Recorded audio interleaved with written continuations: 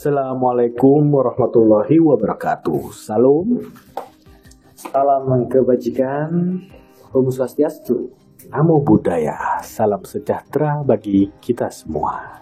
Oke, nice. Bersama saya Rico dan Bro Rens. Hai, yo. Selamat malam para pendengar. Gibah setan.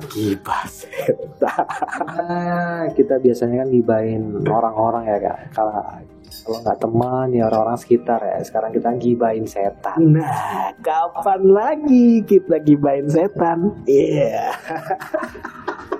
Oke, di episode keempat ini ya Bro Rens ya. Wow, episode keempat. Nah, episode keempat ini kita nyambung dari episode ketiga. Cerita dari Mbak Dewi ya. Iya. Yang waktu itu saya tidak bisa hadir untuk menyapa sobat Gibatera. Yes. Part pertama kemarin Dewi cerita waktu pengalaman di Bandung. Sekarang part kedua kira-kira cerita apa ya kira-kira Doi ya? Yo man, yang masih belum mendengarkan episode ketiga boleh dong colek-colek dikit deh. Biar nyambung ceritanya biar nyambung. Yes, karena sekali lagi teman gibah setan kita kali ini akan menceritakan suatu cerita yang dimana ceritanya akan membawa kita membayangkan pada sesuatu yang diceritakan, bukan begitu Bro Rik? Bulet ya. Kamu mah nggak belibet. Iya. Ini ujungnya daripada kita semakin kemana-mana ya man. Baik kita sambut Mbak Dewi Kira.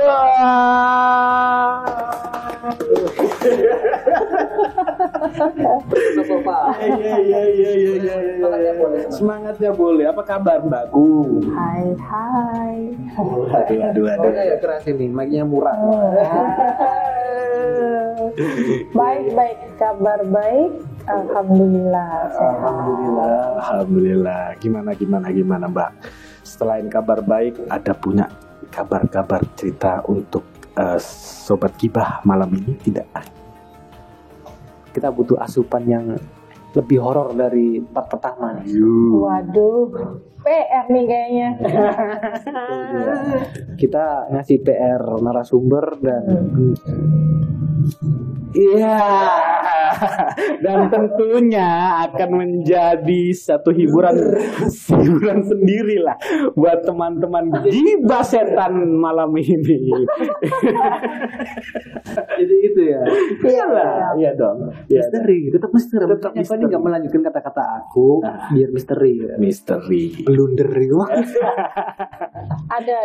Sebenarnya cerita-cerita itu ada, tapi ini tetap ibaratnya kayak ini kisah di masa itu ya. Masa itu. Ya. Jadi sobat gibah nih tadi sempat cerita-cerita dikit sama Mbak Dewi ya kan pengalamannya anaknya Mbak Dewi ini ya. Anak sih ya. Anak pertama. Yang disinyalir anak pertama ini dia punya kelebihan apa namanya itu ya? IndiHome ya. IndiHome sobat gibah tahu kan? Ya kan orang-orang yang punya kelebihan lah. Yo ya kan? Ini Mbak bakal bercerita pengalaman dari kakak. Ya, ceritanya dari mana Mbak Dewi ini? Kita enaknya biar bisa diikutin oleh sobat gibah malam ini. Kan ya gimana ya? Mau nggak mau ya kan? Karena ini kan kejadian gimana ya kan? Bukan dari orang lain. Cerita ini kan dari anak sendiri. Yes. Yang mau nggak mau ini kayak percaya nggak percaya. Kejadiannya kan sama anak sendiri gitu. Nah, pastinya banyak cerita, even itu nggak kayak long story, tapi kan kesehariannya pun pasti seputar nggak jauh-jauh dari hal itu ya. Hal itu gitu, dunia mereka. Ya kan? Yang berbatasan dengan kita. Siap. Dunia manusia. Nah ini cerita yang lumayan sebenarnya itu tidak hanya kalau dibilang serem ya bukan serem juga sih, tapi lebih ke kayak dibilang spiritual mungkin. Spiritual. Oh, indikasinya berarti Hal yang lain daripada tanda kutip setan itu ya. Nggak tahu ini bisa dikategorikan apa gitu. Pada suatu hari. pada suatu hari. Iya dong. Ya dong. Semuanya pasti diawali dengan Pada suatu hari. nah, kalau enggak waktu itu. Nah, Ketika itu. kapan lalu? Ini nggak cerita nanti. Jadi Sudah ya? panjangan. Jangan kepanjangan. Nanti Mbak Dewi ini menunggu-nunggu nih. Iya. Ya. Oke. Lanjut. Suatu ketika. Jadi kita ini kan memang sering kayak berkunjung ke semacam duafa gitu ya. Kita duafa. Jadi kayak ada yang tahu duafa itu apa? Kaum duafa. Kaum duafa. Kaum duafa. Ya. Ya orang-orang yang tidak mampu seperti itu. Lah kebetulan target yang satu ini itu kaum duafa yang orang tua, Berumur. lansia, betul sekali, lansia. Dan beliau ini seorang lansia laki-laki yang tidak memiliki sanak saudara, sebatang kara. Oke. Di suatu desa yang terpencil dan dia itu jauh dari pemukiman. Bayangkan kalau berada di dibilang tengah hutan ya bukan hutan, tapi melewati sawah, minim penerangan, jauh dari rumah-rumah. Jadi tempat tinggalnya itu areanya itu jauh dari rumah-rumah. Jadi dia tuh kayak sebuah gubuk jauh dari pemukiman, hanya gubuk itu saja gitu loh. Wow.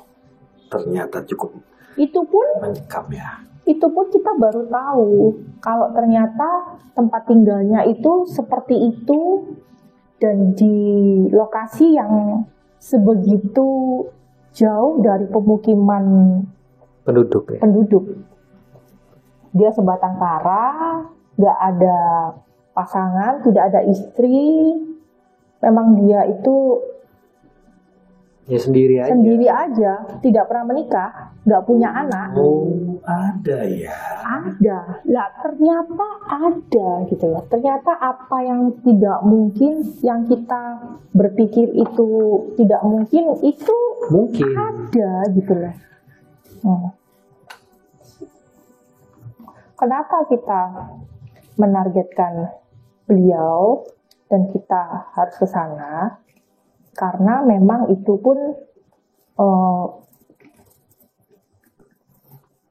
laporan dari para warga yang meminta bantuan. Informasi dari warga meminta bantuan bahwa beliau ini saat ini dalam keadaan sakit. Mungkin bisa dibilang kalau secara medis itu lumayan kritis. Karena apa? Karena beliaunya ini pertama sebatang kara, kedua sudah usia sekali, ketiga beliau ini sudah tidak bisa ngapa-ngapain. Jadi dia sudah diam di kasur,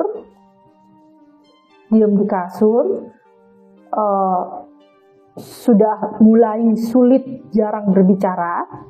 Berarti nggak ada yang ngurusin gitu ya? Ada, tapi ya nggak maksimal juga, karena kan yang membantu itu ya warga-warga yang ada di sekitar itu. Pemukiman sebelah ibaratnya, yang memang pemukimannya itu berpenduduk. Jadi sesempat-sempatnya waktu mungkin ya mereka sendiri yang mempunyai inisiatif. Kayak misalkan hari ini itu siapa gitu ke situ ngasih makan gitu misalkan. Sendiri lah ya. Loh, enggak, bukan saudara. Sebatang kara. Dia sebatang kara. Jadi tanpa keluarga, tanpa keluarga, nggak ada teman, nggak ada istri. Tanpa istri, tanpa anak. Inti dengerin nggak sih Sob? Ngerti. Aku mulai memahami gitu suasana yang dibangun tentang kesendirian dan kesunyian. Wah, aku tuh bisa merasa. Bayangin dulu keadaan tempat tinggalnya, ya kan? Jadi itu tempat tinggalnya itu sebuah gubuk kecil yang di dalamnya itu hanya ukuran sekotak, dipan yang terbuat dari bambu dengan kasur kapuk, tapi kasurnya itu yang sudah tahu kan, yang udah lepek gitu, ya kan? Kebayang. Nah, posisinya itu persis kayak di bawah rumunan pohon bambu. Pohon bambu, lagi-lagi pohon bambu nih Sob. Tapi tidak ada lampu. Kenapa ya pohon bambu kok begitu seram ya di pikiran kita ya? Enggak hanya pohon bambu. Apa itu? Banyak sekali mitos tentang itu. Pohon pisang, terus pohon mangga, pohon mangga sih ya. Nangka, durian, nah, semua buah dong kalau kayak gitu. Pohon yang kalau semakin tua ada rambutnya. Tomat. Semakin tua semakin besar ada rambutnya. Semakin tua. Pohon beringin. Pohon kuning. Iya. Ternyata itu raja terakhir sih pohon beringin. Kayak setiap orang melihat itu, membayangkan itu pasti momok semua sih. Ya, mitos nasional ya. Pasti nih. Mitos nasional. Whatever itu pasti something di situ. Nah itu. Tidak ada penerangan. Jadi hanya kayak lampu ublik bahasa Jawanya. Tahu kan lampu ublik? Listrik belum masuk. Sebenarnya masuk, cuman karena mungkin nggak tahu ya kenapa ya, mungkin kan nyampe cuman di beberapa lokasi mungkin. Iya, mungkin di pemukiman sebelah ya, mungkin di situ tidak ada. Oke. Karena terpantau sangat dalam, ya kan? Sangat masuk melewati sawah. Ya, area-area Ninja Hattori lah. Mendaki gunung, melewati lembah. Bisa. Iya. Oke. Oke, sekarang terbayang ya sobat gibah kita, ya kan? Bagaimana setup ada hubungannya dengan lokasi, ya, dan kenapa sampai ke situ. Itu sudah tuh punya tahu. Kita udah tahu motivasinya apa. Setelah sampai di sana, oke. Kebetulan kita ke sana memang pada waktu siang hari. Memang kita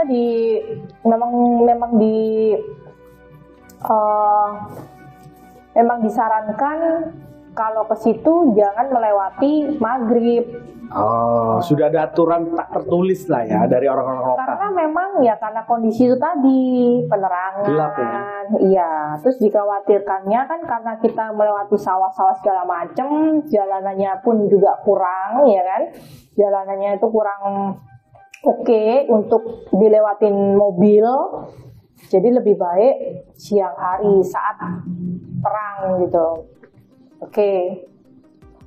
Ke arah sana kita ya kan. Dan memang kita saat di sana, saat kita berhenti di depan rumahnya itu, rumah lah ya, itu memang kondisinya ya memang kayak rumah itu aja, ya memang kayak sebatang kara, vibe-nya itu sudah kayak sendiri gitu loh. Terbawalah suasana. Udah gitu, oke. Kita diamlah di situ. Itu kita ke sana itu bukan cuma kita aja ya. Ada kayak relawan yang lain gitu loh. Relawan yang lain yang memang ikut gitu. Beberapa orang lah ya intinya. Lumayan, kita ada kayak 2-3 mobil. Oh iya, oke. Ke sana itu. Nah, udah kita ke sana. Terus kan anakku juga ikut kan, si kakak ini ikut kan.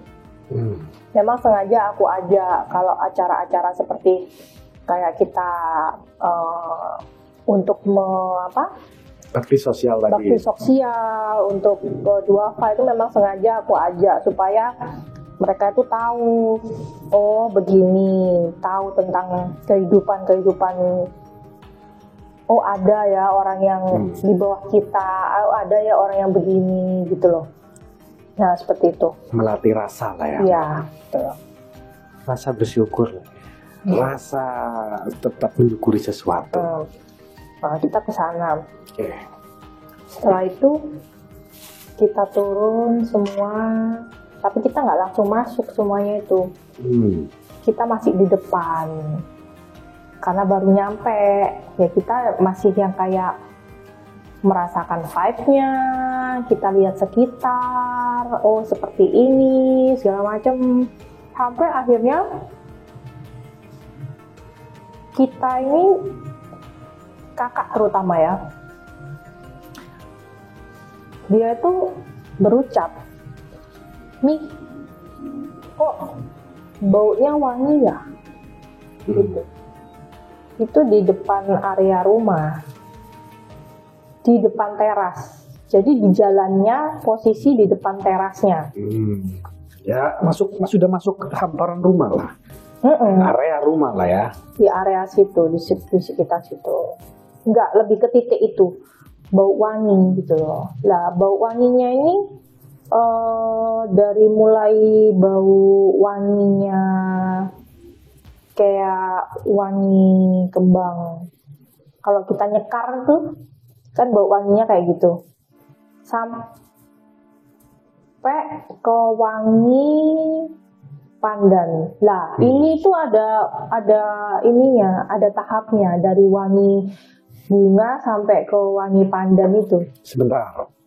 Saat mencium bau-bau seperti itu terkonfirmasi hanya kakak saja atau saat itu Mbak Dewi yang ikut juga merasakannya? Masalahnya yang bau wangi itu terkonfirmasi oleh hampir semuanya. Oh. Ada yang nggak bau, tapi dari sekian persen itu hampir kayak 80-90%. Semua itu terkonfirmasi. Nah itu tuh. Kalau mungkin 1-2 orang mungkin oke lah ya, mungkin penciumannya dia gitu ya, kita bisa bilang seperti itu. Tapi ini semuanya itu bau gitu loh. Jadi fix gitu kan. Terus yang kedua Mbak, saya tanya lagi, apakah di sekitar rumah ada pohon-pohon Kamboja yang berbunga dan mengharum, bau harum gitu? Ada pasti enggak? Itu kan pertanyaannya di situ. Yes. Kita kan pasti harus masih mencari positif thinkingnya. Yes, manusia lah, alamiahnya manusia kan? Allah mungkin ada ini, ya kan? Nah, kita pun mencari itu, gitu. Dan di rumah itu, ya bayangkan bapak ini sebatang kara, nggak ada tanaman, bunga-bungaan, even pandan dia nggak ada sama sekali. Karena memang semua itu karena kita semua itu mencium aroma itu, makanya kita semua itu berusaha mencari bau ini dari mana. Oh mungkin memang ada pandan di sini. Oh mungkin memang ada bunga di sini. Mereka mencari ke sekitar dari depan sampai ke belakang. Karena rumah ini itu posisinya itu memang kayak kita muter ke area sampai ke belakang rumah itu bisa. Karena kan dia posisinya kan di tengah-tengah gitu loh. Jadi kita bisa melewati sampai muter ke belakang rumahnya, sampai balik lagi ke depan tuh bisa gitu. Itu nggak ada tanaman sama sekali. Jadi tanamannya dia tuh ya hanya pohon bambu itu doang. Sisanya ya rumput liar kayak gitu-gitu. Nggak ada tanaman, nggak ada. Berarti bisa terkonfirmasi. Nah akhirnya kan tidak ada sumber yang harusnya mengeluarkan bau itu. Iya. Akhirnya kan kita akhirnya tetap lagi mencari lagi. Oh siapa tahu di dalam rumah itu lagi memang ada bunga-bunga. Ada bunga atau mungkin mereka ada daun pandan di dalam rumah, mungkin ya tetap aja kan mencari ya, tetap mencari ini ya. Siapa tahu positif. Nah, kalau Kak Riko di situ tiba-tiba mencium harum itu seperti apa responnya yang pertama? Sama juga atau punya pikiran berbeda ketika mencium aroma bunga. Ada LC nih. Wah. Kasih karaoke. Iya. Kalau aku sih tadi sih nggak sejauh itu sih. Saya mungkin terlalu liar ya. Pikiranku tadi jangan-jangan kalau pikiranku tadi nih ya, kalau aku ya, kalau kamu tadi kan gitu. Kalau aku sih tadinya, wah ini karena apa? Ada mau ada tamu tiba-tiba dipakai spray pengharum ruangan. Nah, pikiranku sana, nggak sampai ke LC. Bisa aja. Itu bisa. Cuman kan kita mikir lagi, masa iya segitunya mereka menyediakan parfum ruangan berbau pandan? Ya. Belum ada sih ya. Belum ada sih kayaknya. Belum ada. Belum. Di Indomaret belum ada juga. Oke. Lanjut. Udah nih, udah semua nih sepakat nih ya kan. Ya, Suara bulat nih, meskipun suara bulatnya itu. Tapi di depan teras itu dari mulai jalan kita parkir mobil, kita keluar mobil bau kan tuh. Bunga-bunga tuh bau kan. Nah, udah semakin akhirnya kan terus kita kan satu persatu akhirnya menuju ke teras kan, menuju ke teras, dari teras jalan sampai ke pintu depan, pintu utama ya kan, Menyusuri lah ya. pintu depan, akhirnya jadi baunya itu, aromanya itu mengikuti jalannya kita. Dan baunya itu berubah, maksudnya berubah itu dari aroma bunga, terus samar-samar, berubah ke bau pandan, samar-samar, itu sampai di pintu depan, sampai masuk ke dalam, itu semakin pekat bau pandannya. Semakin pekat di bau pandannya. Semakin masuk ke dalam, jadi aromanya itu bukan menyebar di seluruh area rumah, bukan. Jadi bau pandan itu di titik seperlangkah kita, beda ya, seperlangkah kita. Jadi aroma itu dari mulai kita di depan sampai ke arah masuk, sampai ke area dalam, sampai ke area bapak itu Selonjoran tidur di depan itu. Jadi masuk pintu itu langsung bapaknya itu tidur di depannya itu mepet ke gubuk, mepet ke tembok. Itu bukan tembok sih, itu bambu. Nah di situ mepet di situ.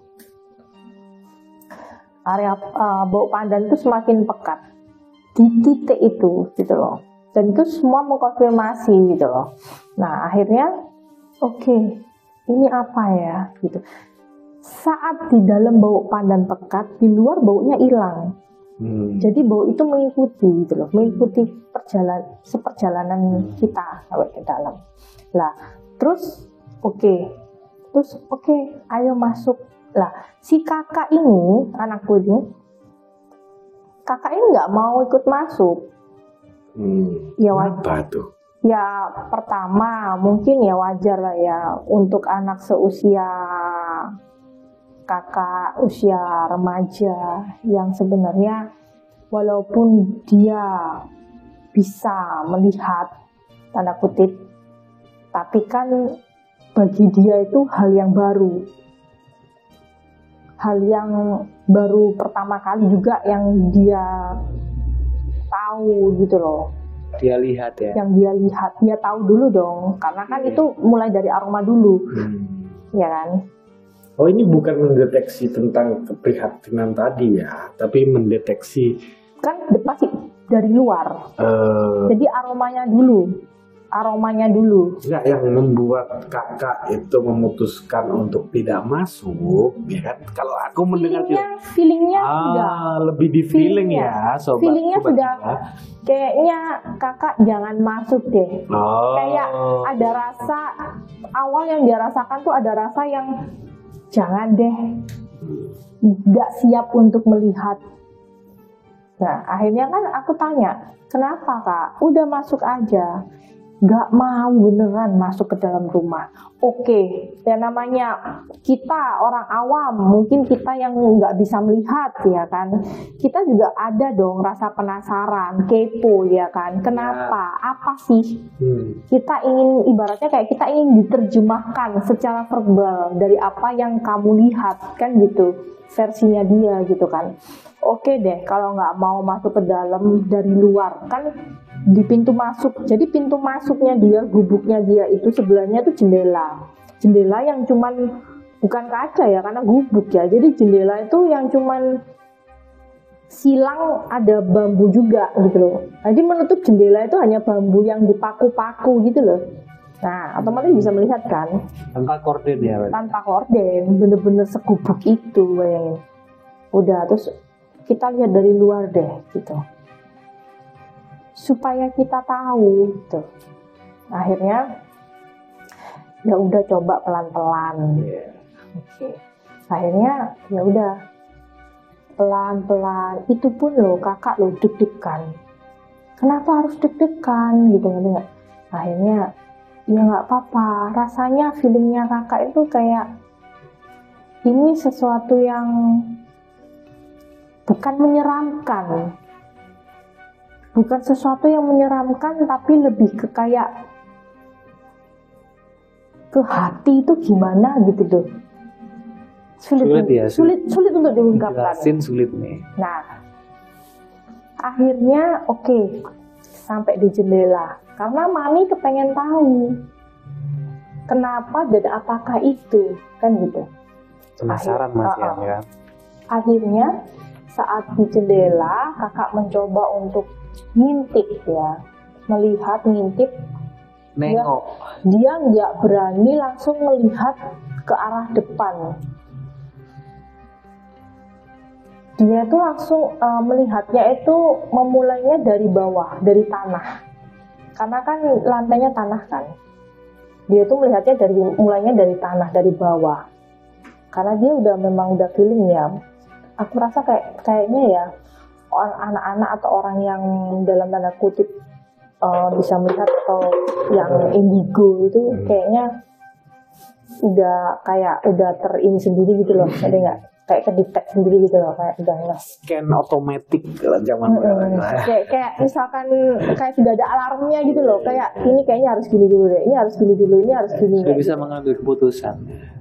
Responnya terlalu tinggi. Ya, akhirnya dia memulai dari bawah. Dia melihatnya itu mulainya dari bawah. Nah, dari bawah. Pertama dia melihat dari bapaknya dulu, dari dari beliaunya. Bapaknya yang di depan itu. Dari bapaknya itu muncullah feeling rasa kasihan. Yang ada di kakak itu munculnya rasa kasihan. Dari rasa kasihan itu terus dia melihat, dari pandangan dia ya, dia itu melihat ada keranda. Keranda ini tempat buat keranda untuk bawa jenazah di area itu atau persis di sebelah depan bapaknya tidur. Oke. Keranda itu hanya dilihat oleh kakak. Oke. Gitu. Nah, sebenarnya gini, dalam bukan kelompok ya, jadi kita ini para relawan, kita kan tidak sendiri ya. Ada 3 mobil yang isinya itu juga ada relawan yang lain, ya kan. Nah, dari kita semua ini yang punya kelebihan seperti kakak ini yang indigo itu ada 2 orang. Nah, itu yang akhirnya kita ini mengkonfirmasi bahwa itu sepenglihatan mereka berdua ini itu sama. Ada keranda tadi. Iya, itu sama gitu loh. Jadi kalau aku bilang misalkan itu halu, itu bukan cuma kakak yang melihat, gitu nggak? Ada saling mengkonfirmasi. Ya, ada saksi pembanding. Nah, bedanya si orang ini tuh usianya memang lebih dewasa, sudah dewasa. Oke. Gitu loh. confirm lah ya. Confirm, iya. Jadi di sebelah dipan bapaknya ini yang dilihat itu ada keranda seperti pembawa jenazah itu posisinya kosong, ya kan. Jadi bapaknya tuh posisinya tidurnya itu kan menghadap ke pintu, cuman dia di ujung kan. Nah sebelahnya itu ada keranda itu. Lah di balik keranda, jadi posisinya itu ibaratnya keranda itu posisi kepalanya itu sama seperti posisi bapaknya, ngerti nggak? Menghadapnya semua ke pintu depan gitu. Nah di balik keranda ini, lah akhirnya dari bawah ke atas ini itu dia melihat sosok berjubah hitam. Sosok berjubah hitam.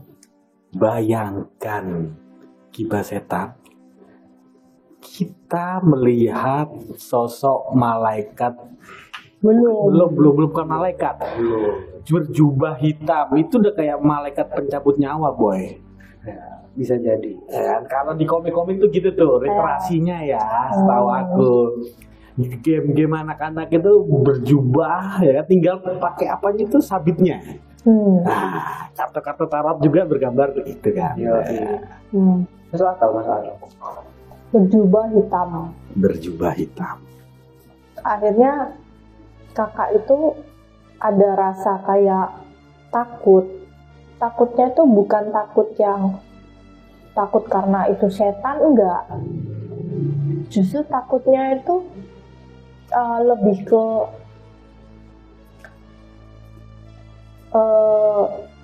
ini bukan setan, tapi ini yang harus kita manusia takuti, ngerti nggak? Oh ya. Ya, makanya kenapa aku bilang ini tuh lebih ke spiritual. Paham ya? Gitu. Akhirnya kan aku konfirmasi juga kan ke relawan yang seperti kakak tadi yang lebih dewasa lagi kan. Kamu lihat apa gitu kan? Dia pun shock gitu loh. Dan dia menceritakan sama persis seperti apa yang kakak bilang. Berjubah hitam ada di situ gitu. Terus aku tanya, coba lihat wajahnya seperti apa. Dikasih challenge begitu. Ini nggak tahu nih orang-orang penderitaan apa namanya indigo ya. Iya. Ditampakkan depan mata ya kan, udah dikasih kaki, kasih tahu ciri-cirinya ya kan, Dipaksa tuh melihat kaki. Ya kan kita namanya orang awam yang nggak bisa lihat kadang-kadang kan kepo ya, antara takut tapi juga penasaran kan gitu Penasaran yang ya. agak memaksa diri. Nah, tapi disuruh lihat sendiri juga nggak mau. iya, Kan ya. memberi beban tidak langsung. Saja langsung. Pikiran ya orang ini. Pasti lah, kakak pasti kan mikir itu, disuruh lihat, ya kan? Iya. Request nih. Iya kan? Tapi kan sudah terlanjur ya kan, sudah terlanjur dia melihat dari ujung bawah ya kan. Ya, sekalian. Jadi kayak sebelum dia melihat itu feeling itu kan sudah ada, rasa takutnya itu sudah ada. Tapi bukan takut yang ke setan ya, bukan ya, beda ya. Ini tuh lebih takut ke lebih dalam deh kayaknya. Lebih ke manusia, maksudnya tuh lebih ke manusia. Manusia apa nih? Pakai apa tadi? Jubah hitam. Berjubah hitam. Oh, akhirnya gimana coba lihat mukanya seperti apa gitu kan? Ya,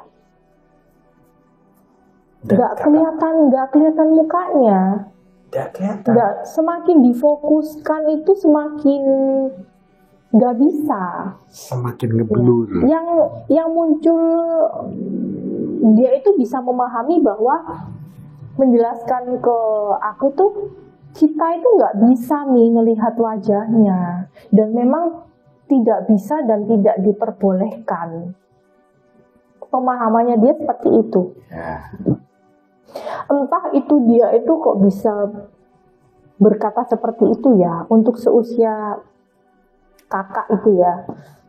Usia berapa, Mbak? saat itu. Saat itu ya sekitar 11-12 tahun loh. 12 tahun, remaja boy. Yoi. Awal remaja. Oke. Dia tuh berucap seperti itu. Emang kita nggak boleh tahu dan kita nggak bisa tahu wajahnya. Kalau aku lari mungkin Mas. Nggak perlu dalam-dalam kan. Udah keranda lari. Kamu kan pasti berpikiran, waduh, ini antara aku yang dicabut apa dia? Balik ya. Iya. Oh curiga Daripada ya kan? Ini Salah nyabut. targetnya aku lagi. Wah, tidak.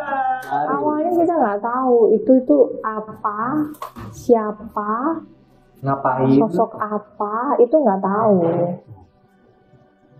Oke. Itu kita nggak tahu gitu loh. Tapi seiring berjalan, maksudnya seiring terus semakin dia melihat, itu otomatis bagi kakak, bagi orang-orang atau anak seperti kakak itu, yes, itu seperti bisa mengartikan gitu loh. ya jelas dong Mbak. Bisa mengartikan bahwa oh kita nggak bisa melihat wajahnya nih, kita dan memang tidak diperbolehkan lihat wajahnya. Ya, pemahaman kakak itu seperti itu. Karena tadi kan indikasinya ketika ingin melihat lu terjadi perubahan ngeblur lah, ini apa tidak jelas ya kan. Loh, terus aku tanya kenapa kak yang bisa melihat itu, karena yang bisa melihat itu ya cuman Allah. Nah otomatis kan aku, kok jauh banget gitu loh, ngerti nggak? Iya. Penjelasannya kok jauh banget gitu loh, kok sampai ke yang bisa melihat itu Allah. Lah, akhirnya yang kita pertanyakan kan jadi apakah sosok itu? Kan itu pertanyaannya jadinya. Benar Ya kan? Karena kalau itu sosok-sosok yang sudah pernah ada yang biasa dilihat kan bisa dikonfirmasi, kayak misalkan oh ini misalkan pocong, misalkan jelas mukanya seperti apa, macam-macam ya kan, bentukannya seperti apa, oh ini seperti ini, oh ini seperti ini, itu jelas, bentukannya itu jelas ya. Lah yang sosok satu ini itu nggak bisa dideskripsikan, ya nggak kelihatan sama sekali. Ya, tidak bisa diidentikan lah ya. Nggak bisa. Jadi semakin kamu berusaha untuk melihat, semakin kamu nggak akan bisa melihat gitu loh. Nah itu kan tanda tanya, itu kenapa gitu kan? Berarti sosok ini itu kan berbeda. Iya. Apakah itu kan gitu? Nah, akhirnya dikonfirmasinya begitu. Langsung terus kakak itu tiba-tiba bilang, bapak ini itu sudah nggak lama nih waktunya, bilang gitu. Terus aku bilang, maksudnya waktunya apa kak? Gitu. Sepintas sih aku berpikir, apakah memang dia waktunya mau meninggal gitu kan? Cuman kan aku pengen tahu versi kakak kan. Untuk seorang kakak yang masih usia remaja belia, yang dia bisa menjawab langsung dengan berkata-kata seperti itu, dia langsung berucap, bapak ini itu waktunya sudah nggak lama nih gitu. Terus aku ditanya, makin akumulasi ya kan, kenapa kak kok nggak lama waktunya, maksudnya gimana? Kayak ini itu kerandanya ini itu memang menunggu bapak ini.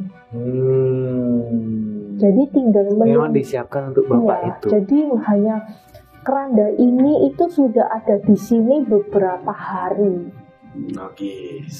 Dari sejak beberapa hari sebelumnya. Kakak bilang gitu. Itu bisa dikasih tahu bentuknya keranda ya, keranda biasa atau ada keranda yang kosongan. Belum teralaskan lah kan? Enggak kosong. Jadi kerandanya itu kosong, terus sosok itu tuh berdiri di balik keranda itu, berdiri aja diam di sebelahnya bapak itu. Dan kakak bilang itu sudah ada di situ tadinya beberapa hari sebelumnya tadinya itu ada di depan. Terus dia itu kayaknya waktunya itu sudah semakin dekat. Terus keranda itu Semakin mendekat. berada di dalam. Akhirnya semakin dekatnya itu berada di sampingnya bapaknya. Si sosoknya ini pun juga sudah berada di sebelahnya bapaknya. Jadi hanya tinggal menunggu waktu saja. Tinggal menunggu beberapa saat saja gitu loh. Sudah waktunya ibaratnya gitu. Terus merindinglah kita kan gitu loh. Terus akhirnya kakak itu berucap, nih kakak nggak mau lihat lebih dalam, dia bilang gitu. Loh kenapa? Kakak takut. Jadi tapi takutnya itu bukan takut setan ya. Takutnya dia itu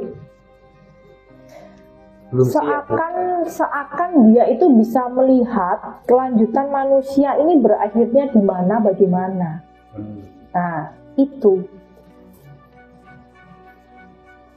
sebenarnya aku rasa itu mungkin bagi mereka-mereka yang punya kelebihan seperti kakak itu, mereka itu sebenarnya juga ada sisi-sisi bebannya itu di situ. Mereka itu bisa kayak mungkin ya sedikit banyak itu kayak menggambarkan endingnya manusia ini seperti apa, bagaimana gitu. Dalam kan. Ntar kalau tahu diucapin diomongin katanya dukun, wah sok tahu nih orang. Semakin dia berucap itu semakin tergambarkan di pandangannya mereka, di pandangannya si orang-orang yang mungkin punya kelebihan ya, kayak semacam kakak ini itu semakin tergambarkan, semakin menceritakan semakin tergambarkan jelas, seperti film tuh. Kakak kalau bilang seperti film, semakin jelas. Makanya kalau misalkan kita ini misalkan bertanya atau bercerita tentang dunia afterlife, dia nggak akan mau cerita lebih dalam, karena saat bercerita itu mengikuti apa yang ada di pandangannya, dia itu mengikuti kelanjutannya. Itu yang bagi mereka itu sedikit menakutkan. Makanya kenapa mereka ingin menyetop, membatasi, sudah cukup gitu. Ya. Bebannya itu. Sobat Gibah, bayangkan kalian diberikan kemampuan untuk merasakan atau sensitif dengan hal-hal yang gaib. Setiap hari kau akan dibayangkan oleh beberapa arwah-arwah yang akan datang menghampiri. Rasanya berat hati ini. Bukan begitu, Bung Riko? Berat. berat. Nggak siap bro, nggak siap. Nggak bisa. Ini setiap hari coy. Kan kamu dikasih gift itu antara mau bersyukur atau ya gimana ya. Kalau nggak bersyukur ya salah, nggak disyukurinnya salah ya kan aturannya. Saat ini jangan lah kalau aku sih ya. Jangan. Iya, bayangkan saja harus kamu. Nggak mau, nggak. Ini udah berat. Kamu aja nggak mau apalagi kakak ini, ya kan? Ini kan level satunya aja melihat something, hal-hal yang berbau hantu-hantu. Ya, hantu-hantu. Enggak, level satunya nih. Aku mau breakdown nih cara pikir logis saja ya kan. Hantu-hantu nggak jelas lah apa yang selalu membangun dramatik ketakutan terhadap kita ya kan. Sebenarnya kan kita nggak boleh takut, cuman karena biasanya setan-setan itu menghampiri orang-orang yang gampang terbawa secara dramatis. Suara dulu lah. Ya kan, apa ini? Wah, mulai panik, mulai takut. Makin besar doi. Gitu-gitu kan. Itu level satunya boy. Level 2-nya ya kan, bertemu hal-hal yang seperti ini. Antara malaikat pencabut nyawa, ya kan, malaikat-malaikat baik yang lewat. Karena itu sudah tergambarkan kan, sampai di Al-Quran itu kan disebutkan kalau ada malaikat lewat tuh suara ayam berkokok. Pernah dengar gitu? Ya kan, kucing apa? Tanda-tandanya itu dijelaskan gitu. Nah, atau malaikat kematian yang tadi tuh. Rakit dan aktif pencatat pencabut nyawa atau apa? Israel. Itu lah ya. Kan? Ya, pokoknya ada malaikat pencabut nyawa lah. Emang bukan ditugaskan untuk ada apa? Untuk membuatmu merasakan apa yang sudah kamu lakukan di dunia ini, secara sehat, secara aman, atau secara tersiksa, ya kan? Yang seperti itu kan. Kalau kita baik di dunia, kadang-kadang matinya cepet, ya gak berasa apa-apa, tiba-tiba lewat aja. Tapi kalau kamu melakukan hal-hal kejahatan di bumi, itu udah dijelaskan bahwa malaikat itu bakalan menunggu kamu, menyiksa kamu setengah, kayak ngerjain boy. Cabut gak jadi. Memang sengaja mau dibuat enggak. Itu kan ada orang-orang cerita-cerita gitu ya. Wah, menyakitkan lah, sekrat maut. Makanya itu selalu doa-doa kaum muslim kan gitu-gitu, jauhkan dari hal-hal yang mati yang menyiksa dan sebagainya. Yang ketiga, ya kan? yang ketiga ini level ketiga nih, ya kan? Tadi itu kan malaikat apa, itu kan level kedua. Level ketiga itu kan ada tuh sekarang lagi tren, Mbak. Sempat dengar nggak orang-orang Palestina yang memimpikan Nabi Muhammad? Kan sekarang nih lagi hype-nya Palestina vs Israel nih, ya kan? Terus sampai ada konten-konten di TikTok yang mengatakan saya bersaksi, ya kan, bahwa ada yang menceritakan padaku bahwa malaikat datang menghampiri dia dan menjanjikan kemenangan. Itu level ketiga tuh, didatangi oleh malaikat. Kalau dasarnya itu ya kan, kalau hal yang berbau baik atau buruk itu masih di level 2, Mbak. Jadi kadang-kadang itu yang bisik, ini malaikat atau setan ya, gitu-gitu tuh pengalaman gue kan. Kan kita nggak bisa langsung konfirmasi apa yang dibisikkan itu baik atau benar atau salah. Jangan-jangan itu hanya bisikan setan, gitu kan. Gibahnya setan dia kayak mulai gitu tuh, menyerupai, ya kan. Tapi kalau Nabi Muhammad ketemu itu hampir mimpi. Apa orang Muslim itu kan memimpikan untuk bertemu dengan Nabi Muhammad. Dambakan. Itu udah level high tinggi lagi tuh. Bahwa kedekatan kecintaan kita pada sosok gaib yang di level 3 ini sangat begitu besarnya, dan itu tidak bisa diserupai. Ada tanda-tandanya sendiri, Mbak. Kalau yang aku dengar ya banyak cerita, ya tanda-tandanya itu tidak mungkin iblis atau setan itu menyerupai Nabi Muhammad, nggak mungkin. Orang yang bermimpi langsung di level 3 itu bertemu atau melihat atau gimana, itu langsung bisa merasakan itu auranya, itu dicium atau apa, itu kan sebenarnya bentuk impulsi dari pembukaan dari beberapa kejadian sebenarnya kan, dibangun ya dari bau itu tadi. Terus malaikat tadi kan udah dibangun sama kakak bahwa di situ ada orang berjubah. Itu makanya tadi aku sampai menyimpulkan kayak kartu tarot tuh ya kan, melakukan pencabut nyawa. Sebenarnya kan aku nggak tahu ini kan apa, cuma indikasi awal kan, wah kalau bertudung gitu normalinya manusia tuh langsung oh iya ini malaikat pencabut nyawa. Ya kan ada keranda, indikasinya seperti itu.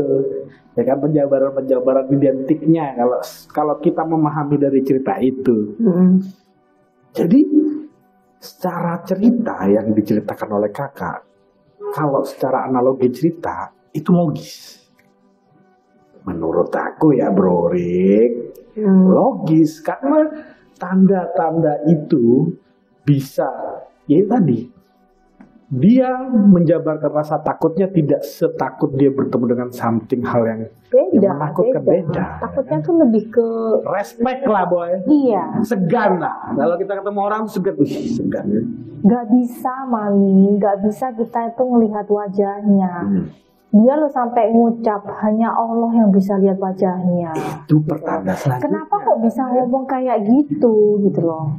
Dari mana dia kata-kata itu gitu muncul. Itu munculnya kata-kata dari apa yang dia rasa. Nah, dan itu Mbak yang pernah dengar ceritanya ya kan. Untuk seorang kakak yang dia itu belum mempelajari secara akademis sedalam itu tentang dunia afterlife, tentang malaikat, penjaga segala macam cara Islam yang ini loh ya. Itu belum, dia nggak ada. Umur 12 tahun. Even aku aja belum loh. Umur 12 tahun. Ngajarin gitu. Itu dia berucap sendiri kata-kata itu gitu loh. Yes. Itu yang akan menjadikan satu sambungan dari situ. Merinding dong aku. Sangat merinding. Jadi merindingnya tuh bukan merinding takut, tapi merinding kayak wah. Wow. Maksudnya kayak Kamu menyaksikan merefleksi resepsi. ke diri kita gitu loh. Kamu menyaksikan kejadian langsung, adegan malaikat tuh menunggu untuk kapan dicabutnya nyawa kamu. Kan gitu kan, itu kan something yang wow, ya kan, ini menakutkan, boy. Kalau aku ya melihat proses pencabutan itu, ya kan, dua pilihannya, antara kamu tobat, ya enggak mungkin lah, tobat atau ya tadi takut akan dicabut tadi. Pilihannya cuma dua itu Terus aja. satu lagi setelah itu Apa itu? itu bapaknya itu ngomong sendiri, bapaknya itu loh ngomong sendiri. Apa yang diomongin, Mbak? Yang bikin semakin merinding dan semuanya itu terpaku dan kayak memang even orang-orang kita relawan yang tidak bisa melihat ya, itu pun ikut merinding. Dalam artian bapak ini tuh ngomong sendiri. Dia tuh berucap dengan terbata-bata, waktuku sudah nggak banyak. Aku sudah dijemput. Bilang gitu. Jadi kita ini semua ini yang berada di dekat bapak itu saling menoleh, saling berpandangan. Udah. Oke, fix deh, gitu. Udah dijemput. Dia ngomong sendiri. Udah kan, kalau bapaknya sendiri yang ngomong kita mau apa kan gitu kan ibaratnya ya kan. Sudah bukan dari katanya yang lain ya kan. Bapaknya sendiri. Waktuku wis, bahasa Jawanya ya, waktuku wis gak suwi. Aku wis dijemput. Ngomong gitu. Ya tetap namanya kita mau ngomong apa? Ya Pak yang sabar, ya toh, yang sabar. Standar lah ya. Ya. Mau apa lagi? Ya tetap akhirnya yang biasa membantu memberikan makan segala macam yang sehari-hari gantian itu ya. Saat itu kan ada salah satu yang mewakili kan, yang mendampingi kan, saat itu yang menunjukkan rumahnya di mana segala macam, yang di situ ya bantuin untuk selalu membantu bapaknya untuk kayak istighfar kayak gitu loh. Gitu. Tapi kita semua juga dengan bapaknya mengucap itu dengan sendirinya ya kita semua ya bismillah gitu. Iya. Nggak ada jalan terakhir ya, selain view. Dan itu Doanya terbaik lah. Iya, mau gimana lagi? Bahwa itu, jadi benar-benar itu menurutku itu salah satu pertama kali juga dalam hidupku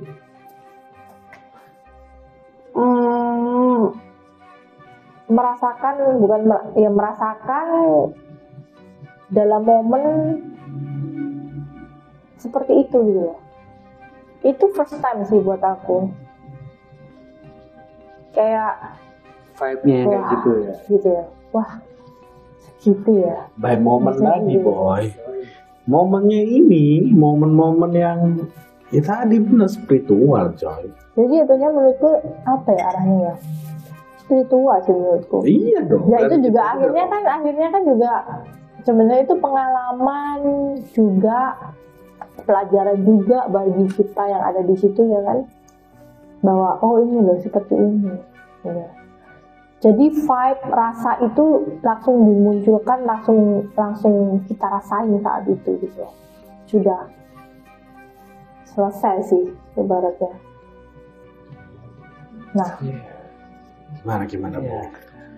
itu pun ya setelah itu ini udah ya, setelah itu ya setelah itu masih ada nih, masih ada. enggak, maksudnya selesai itu udah oke, kita ya udah endingnya kan begitu. Akhirnya kakak dari mulai saat itu kakak udah nggak bisa lihat wajahnya, nggak bisa, dan memang nggak boleh. Yang bisa melihat hanya Allah ini, dan bapaknya mengucap seperti itu segala macam. Kakak itu hanya melihat dari jendela loh itu ya, nggak mau dia masuk, takutnya bukan takut setan, tapi takut lebih ke wah, ngerti gak sih? Iya kan? Iya itu tadi. Jadi dia akhirnya udah nih kakak masuk mobil aja, kayak gitu. Karena rasa itu selalu muncul gitu. Rasa itu selalu muncul gitu. Akhirnya masuk mobil aja, udah tuh kebayang terus sampai pulang itu kan, kebayang terus. Tapi bener loh, besoknya dapat berita langsung di telepon, bapaknya udah nggak ada. Innalillahi wa inna ilaihi raji'un. Gitu. Jadi besoknya bapaknya ini udah nggak ada umur, coy. Nggak ada. Luar biasa. Itu kok luar biasa. Cerita. Ending spiritualnya itu tadi tuh Luar biasa. langsung dibayar kontan. Dan kita itu dikasih kesempatan untuk merasakan dan bisa membayangkan momen-momen itu gitu. Di dunia ini tuh kita tuh bisa kayak membayangkan. Mungkin kita kalau kayak denger cerita atau didongengin ya kan, atau mungkin dari ya cerita yang udah ada, mungkin kita kan cuman kayak diceritain oh gitu kan ya. Tapi kalau saat kita yang kayak berada di sana, Merasakan auranya di situ ya. iya, terus bukan melihat sendiri ya, tapi Praktek langsung lah Pak. Kalau di pelajaran tuh praktek langsung. Ikut merasakan vibe-nya. apalagi tuh mendengar bapaknya ngomong sendiri, Iya. kita denger sendiri gitu kan. Terus akhirnya besoknya terkonfirmasi bapaknya, terus dikabarkan nggak ada gitu kan. Itu kayak lebih mengena gitu loh, lebih Praktek kayak langsung. wah gila nih. Jadi teori itu langsung dibayar oleh praktek. Kan? Jadi Iya gitu. iya. Ya itu tadi orang-orang tertentu aja yang dapat kesempatan seperti itu. Tapi karena orang-orang tertentu tadi itu dibarengi oleh orang yang mempunyai kemampuan khusus tadi, makin terekspos tuh perasaan-perasaan yang diterbangun itu tadi, praktek langsung melihat aja, ya kan? Oh, tergambarkan dan konfirmasi ya, malaikat maut itu memang seperti itu kinerjanya, kinerja taktisnya gitu ketika mau mencabut. Disinyalir. Ya, sebagai pandangan orang umum aja, ya kan? Nah, kan Kembali lagi percaya nggak percaya. Namanya juga gibah. iya, benar sekali, ya kan? Bisa jadi ntar ada part ketiga ya kan dengan Mbak Dewi ini ya kan. Semakin menarik sobat gibah. Wah, Cerita-cerita apa gibah ini? setan ini. Kalau seputar kakak sih sebenarnya banyak ya, potongan-potongan cerita itu banyak ya kan. Karena ya gimana ya, karena memang memang keseharian. Kan memang kalau Dekat langsung, orang, ya kan? maksudnya kalau Dengan sumber cerita ya. orang-orang atau anak-anak yang seperti Satunya itu, ya. Satunya. yang seperti itu kan memang sudah bukan yang kayak persekian minggu. Ya kesehariannya ibaratnya kayak 24 jam, bisa jadi kayak hari ini mungkin apa, mungkin besok ketemu apa, kan bisa kayak gitu kan. Kayak misalkan kita ada di mana itu juga bagi apa, kan seperti itu. Dia juga kayak keseharian. Menarik gitu. sekali sobat gibah. Oke. Ini nanti bakalan banyak versi nih dari Mbak Dewi Kira ini untuk menceritakan beberapa pengalaman. Menarik sekali. Masih part kedua nih ya. Part kedua agak menarik ini. Part ketiga ya. Oke, sobat gibah, kapan lagi kita bisa gibahin setan kalau bukan di sini? Tapi yang kali ini bukan setan kali ya. Lebih Gibah ke mistis. spiritual ya. Lebih ke spiritual ya. Disinyalir malaikat ini pencabut bisa nyawa. jadi ini lebih ke spiritual. Yes. Oke. Bisa lah kita ntar jumpa lagi ya. Oke, kalau gitu segini aja kira-kira. Segini aja, Bu. Maybe it's time kerasa to ini. take a rest first. Ngomong apa, Bang? Dia udah langsung ke Inggris lu Sobat Gibah ya kan. Oke. Ya makin menarik ya. Makin menarik. Ya, Oke Sobat Gibah Setan, kita jumpa lagi di episode berikutnya. Terus dukung konten kita di Langkah Project ini biar makin semangat Ya, subscribe, like, share, dan komen lah ya guys. Ya, bisa. Makasih semuanya. Thank you. Saya Riko. Dan Raska. Assalamualaikum warahmatullahi wabarakatuh.